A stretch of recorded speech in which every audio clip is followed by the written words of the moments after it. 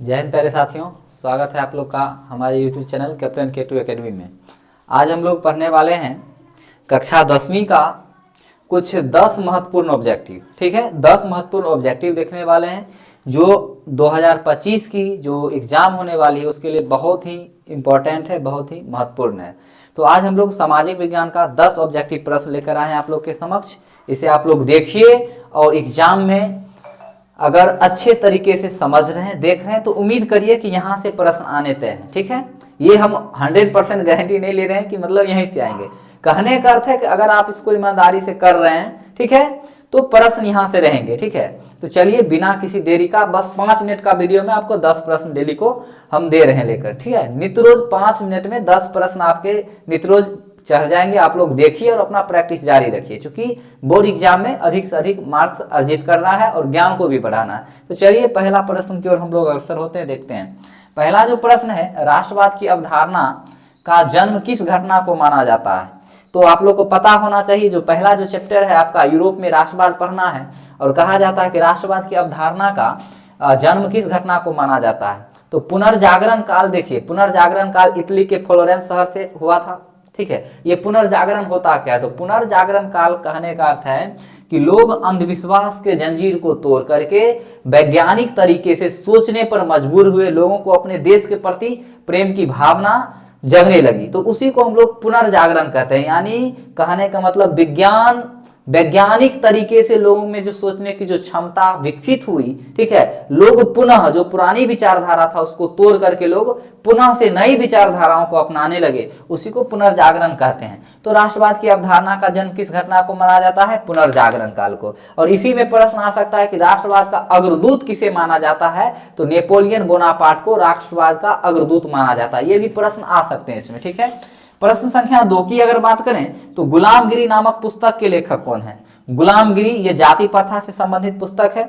इसके लेखक कौन है? तो आपको पता होना चाहिए, बहुत महान क्या कहते हैं, जातिवाद के जो विरोधी यानी ज्योतिबा राव फूले जी गुलामगिरी नामक पुस्तक लिखे थे। इसी में आ सकता है कि भाई हरिजन पत्रिका का संपादन किसने किया था? तो महात्मा गांधी। ठीक है, तो कई प्रकार से पुस्तक इसमें पूछे जा सकते हैं। फिर अगला वीडियो आएगा तो उसमें और भी हम पुस्तक को लेकर के एक दिन चलेंगे। फिलहाल जानिए, गुलामगिरी एक जाति प्रथा पर कटाक्ष किया गया एक पुस्तक है, जिसके लेखक कौन है? ज्योतिबा राव फूले हैं। ठीक है, ये प्रश्न बहुत इंपॉर्टेंट है।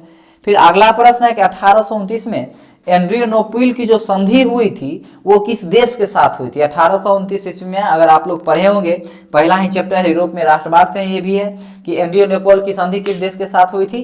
तुर्की के साथ हुई थी। कब हुई थी? 1829 में। यहाँ से 2 प्रश्न आते हैं।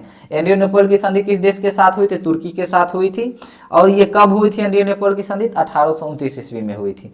प्रश्न संख्या 4 की अगर बात करें तो फ्रेंड्स ऑफ इटली नामक संस्था की स्थापना किसने की थी? मेजनी। इसके अलावा मेजनी क्या कहते हैं, यंग यूरोप, ये ठीक है, यंग यूरोप नामक संस्था मेजनी स्थापित किए हैं और फ्रेंड्स ऑफ इटली नामक संस्था भी मेजनी ही स्थापित किए हैं। ये बहुत बड़े साहित्यकार, महान साहित्यकार थे और महान क्रांतिकारी नेता थे उस समय के। जब इटली का एकीकरण हो रहा था तो इनकी सबसे बहुत प्रमुख भूमिका थी इनकी।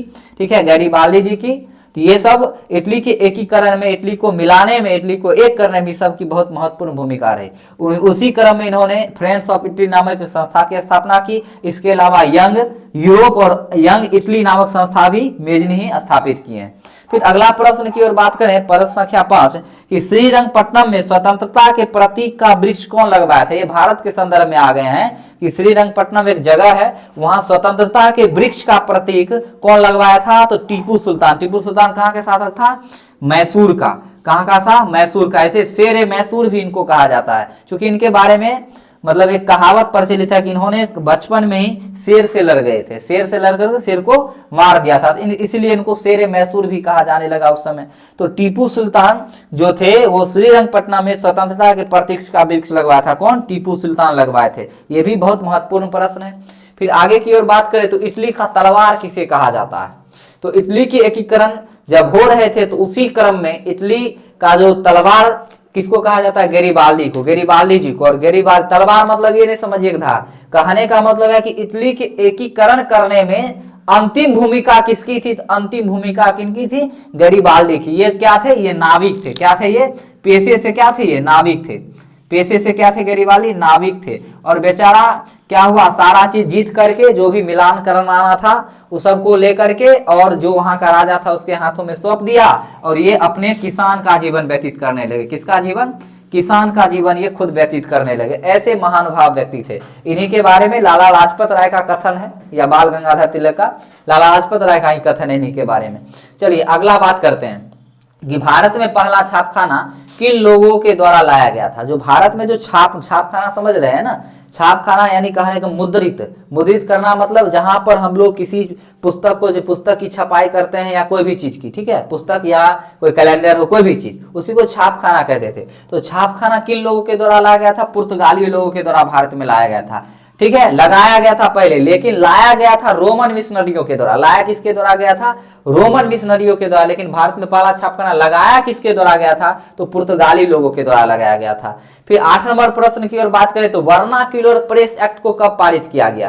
देखिए वर्नाक्यूलर प्रेस एक्ट, ये प्रेस से संबंधित एक्ट है, जिसमें क्या हुआ था, जो अंग्रेज सब थे तो वो अंग्रेज के खिलाफ अगर आप कोई बागी विचार छापते हैं तो वो अंग्रेज आपको दंडित करने पर तुला रहता था। तो वो उस समय लॉर्ड लिटन वहां के गवर्नर थे भारत के, उन्होंने क्या किया था, प्रेस एक्ट लाया, ठीक है, एक प्रेस एक्ट लाया जिसका नाम था वर्नाक्यूलर प्रेस एक्ट। यानी कि कोई भी व्यक्ति बिना अंग्रेज की अनुमति के अंग्रेज के खिलाफ कोई भी गलत विचार नहीं प्रकाशित कर सकता था। अगर करता था तो उसके प्रेस को, हरे उस व्यक्ति को, सारे व्यक्ति को, क्या मतलब व्यक्ति को, प्रेस को, दोनों को अंग्रेजों के द्वारा प्रत्यारित किया जाता था। उसके प्रेस जो रहता था, प्रेस स्थान, उसको बंद कर दिया जाता था।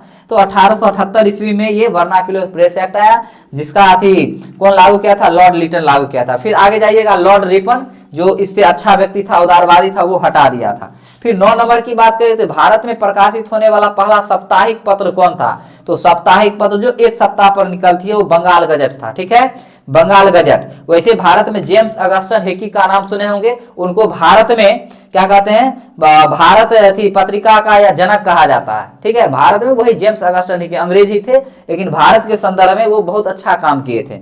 फिर आगे की बात करें तो यूनान को कब स्वतंत्र घोषित किया गया था, तो यूनान, इनको 1832 ईस्वी में पूर्णतः स्वतंत्र घोषित कर दिया था। उससे पहले यूनान गुलाम था। और यूनान जानते हैं यूनान किसके लिए प्रसिद्ध था, तो विभिन्न प्रकार की कलाकृतियां, यानी यूनान अभी भी कलाकृतियां, या सुने होंगे डेल्टा अल्फा बीटा, बहुत सारे जो प्रतीक पढ़ते हैं वो सब यूनान का देन है। तो ये 10 प्रश्न थे। फिर अगली कक्षा में हम 10 प्रश्न लेकर आएंगे, तब तक के लिए इसको आप लोग प्रैक्टिस करिए और देखते रहिए, ठीक है। चलिए मिलते हैं अगले क्लास में।